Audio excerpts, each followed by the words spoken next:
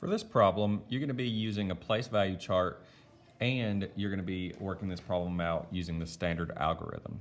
So I have 1 7/10 divided by 2.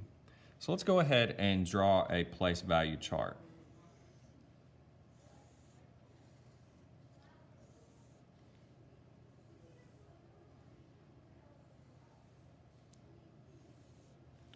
So my biggest column in this place value chart is going to be ones. Then I'm going to have my decimal. I'm going to have tenths. And then I'm going to add hundredths, and you're going to see why here shortly. So let's go ahead and start with 1 7/10. So using place value disk, 1 7/10 would look like 1 and then 7/10.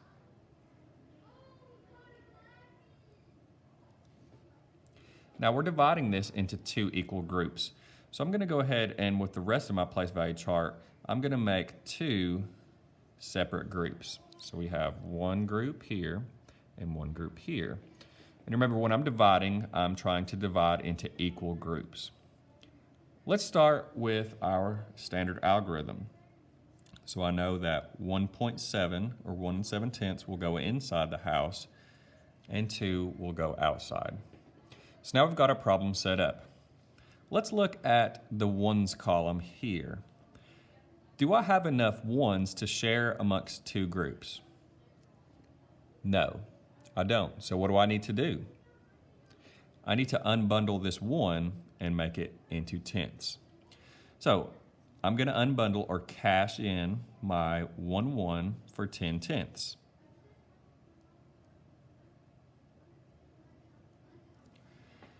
Have we changed the value of this number?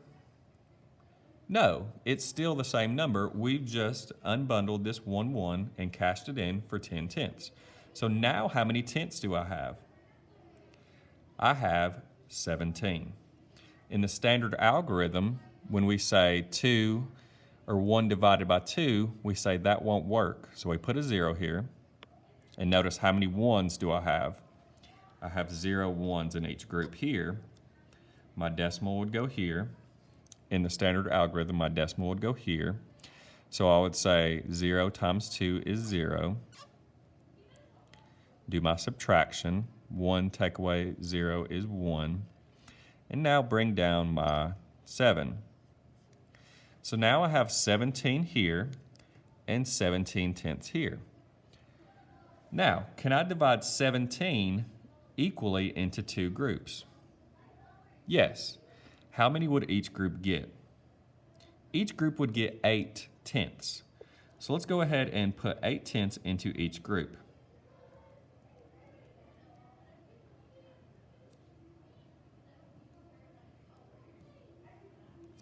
So how many tenths did we use when we put 8 tenths here and 8 tenths here? That's 16. So we need to mark off 16 of our tenths. So I'm going to take away 16 of these tenths because they've been used. How many tenths would I be left with? I'll be left with just 1 tenth. So far we have 8 tenths in each group. What does that look like in the standard algorithm? Well, we know that 17, we can divide that by 2 with 8 tenths in each group. When we do that, we're using 16 tenths total. When we subtract, we have 1 tenth remaining. Now, what can we do with this tenth to get a number that we could divide by 2? Well, just like we did here, we can unbundle that and turn this 1 tenth into how many hundredths? 10 hundredths.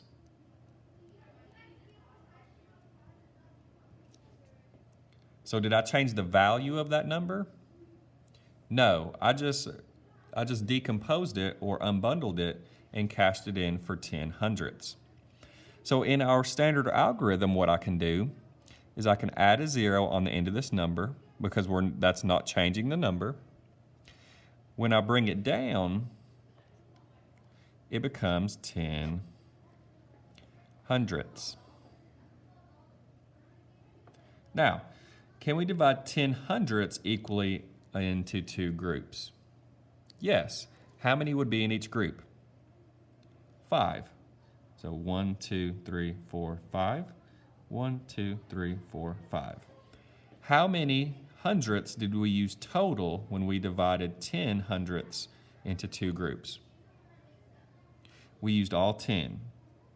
So we're marking out all 10 of these hundredths because we used them. How many were in each group? 5 here, 5 there. So we have 5. Now what does that look like in our standard algorithm? Well, 10 can be divided by 2 equally into 5 in each group. We would use all 10 of those, just like we did here, and we're left with 0, just like we're left with no hundredths remaining here. So our answer would be, what is that number in unit form? That's 85 hundredths.